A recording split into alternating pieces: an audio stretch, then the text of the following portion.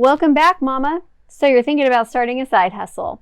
Maybe you are looking to just earn some extra cash. You want to dip your toe into entrepreneurship.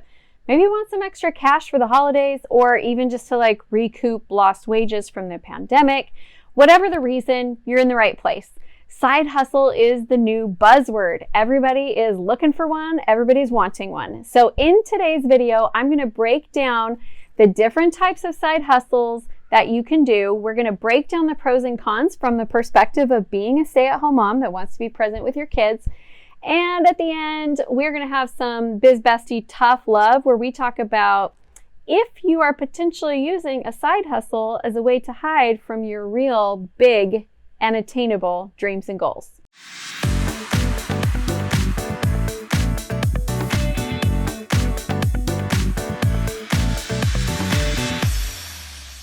I'm Amy Walker, your Biz Bestie. If you ever wished you had a best friend who happened to know a lot about business, well, now you do.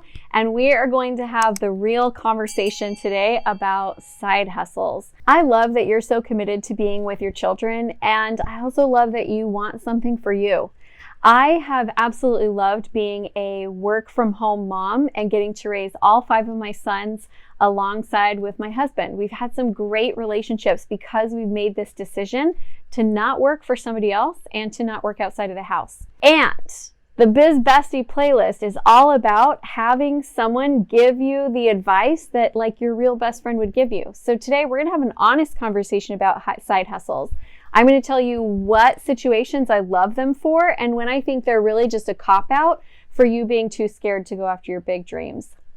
I said it. In real life, I am pretty blunt, so it is what it is.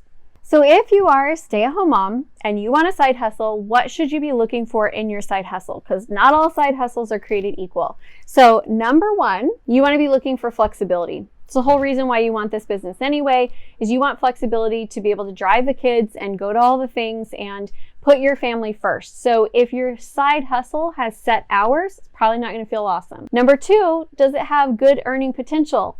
Side hustles can pay like crap, or they can pay really well, and you want to pick a side hustle that has good upswing with your earning potential. Number three, can it grow into something more if you love it? What if you truly fall in love with the side hustle and they're like, nope, I'm sorry, you only get 10 hours a week.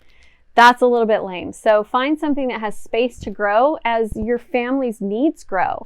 When my kids were all small, it was a lot more consistently time consuming. And now that they're big, I have more time to dedicate to my business. Find something that can grow with you. The fourth thing to look at is, what is your willingness to risk? The more that you're willing to risk in the beginning, the greater the potential reward. But if you're very safety conscious, then you want to pick something that has lower risk and just know that it also has lower reward potential. With that in mind, there are a lot of different types of side hustles. So let's kind of go through the different options and talk about the pros and cons for moms. Number one is going to be gigging. And I'm not talking about going and playing a musical instrument. I'm talking about you have a core skill and you're going to gig out your core skill and just do little pickup jobs for other people. So that could be, if you were trained in marketing, you're going to run marketing projects for other companies. That could be you do computer programming and now you're going to go do computer programming on the side for a lot of little different side pickup jobs. The pro for this is that you're actually getting to use your core competency, your education, your skill. It has higher income potential. So that's good for stay-at-home moms. I would say the con is it can be a little bit like always chasing the next deal. And so your income tends to go up and down because when a job finishes, now you don't have income and you've got to go replace that one and find a new job. Virtual assisting is a really easy one to get into. This is where you basically find some clients who want to consistently send you work, and you're going to do some admin tasks for them, or you're going to do some marketing tasks for them, but you're going to be an ongoing person on their team. The good part about this for a stay-at-home mom is you do have a good bit of flexibility. Your client will want to be able to reach you and know when they can reach you, but they don't expect an immediate response. They kind of want a 24-hour response. So it does give you some good flexibility, and it gives you a little bit more consistency. Although you might not earn as high of an amount as you would if it was a one-time gig, you have more consistency of knowing what's going to come in every single month. Next is deliveries and driving. This would be things like Lyft or Uber Eats or DoorDash or Uber, but you're basically signing up with a company and they're going to send you out and you earn a certain amount per each thing. These, I think, can be a little bit hard as stay-at-home moms because you have to be there in order to be making money. There's no money to be made if you're not actively in the app doing the work. So there's no residuals at all. But you do get to pick when you show up and when you come out. The best part of it is this is really good for people who don't want to take any risk. Like you just want a little bit of extra side cash. You don't know that you want to do it forever, but you're looking for money right now. It's great. You can get in quickly, and there's no obligations there, and you're not putting any money in, so there's no risk involved. Next is network marketing or direct sales. This, to be honest, is one of my favorites. I think it's a great training ground for learning about entrepreneurship. And for some people, they love it enough, they want to do it forever. It does give you the space to grow or to scale back depending on your needs. The startup cost is usually really low. The con for stay-at-home moms with this is that you do have to work. I don't see that as a con, but you do have to work. There is no way to be able to really make a lot of money with it if you don't put in work consistently. However, some of my highest paid clients of all time, they've pretty much all been network marketers. So there's a lot of money to be made there, and there's a great support network and community. It's also really strong. They tend to be really strong in personal development, so it helps you become a better version of yourself. Work from home jobs is next. This is where you're working for another company, but you're just working remotely. There's a lot more of them these days. And so the market is changing. And if you used to do something before you had kids and you'd like to go back to doing that, chances are you can probably find somebody these days who will let you do it from home. Pro, you get to do what you like to do. You have job security. You have a team. You don't have to run everything on your own. And you get to be at home.